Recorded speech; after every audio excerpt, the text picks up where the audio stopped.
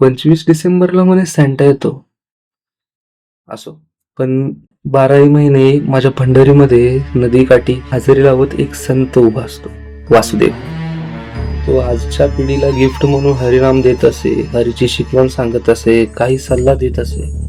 तशाच एका सकाळी नदीकाठी भटकत असताना समोरून एक वासुदेव येत आणि आक्रोशाने माझ्या हातातला कॅमेरा बघून काहीतरी माझ्याशी बोलू लागला. ते काय अशा पद्धतीने होतं. काठी सगळं सुटलं ती कोण काय लोकांच्या ताकदवर जायला आर पार घुसतोय नाही का, रक्ताची धारच घेऊन येते चाळा माघारी.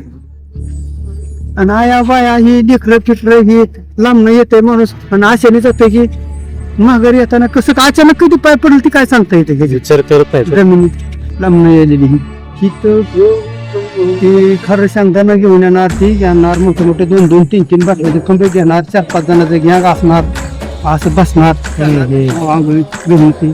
आणि ती जाताना बी नेत नाही ती बाटली एखादं फोडून बघून त्यांना त्यापासून लांबून जावं लागतंय अजून. आणि काय ना हे इकडं उगाच तो का मग आता तेवढे पुरतं आता ती म्हणून 7-8 जण काही 2 गाय ती का 5 जण आहे ती का 7 जण आहे ती का नेमकं करून ते करून लय पंचायत ना. ज्या चंद्रभागेने या गावाला समृद्धी दिली त्या चंद्रभागेला हा श्राप का असावा. वासुदेवाच्या काही गोष्टी ऐकून असं वाटू लागले की स्वतः विठुरायाच या सगळ्या गोष्टी सांगतोय.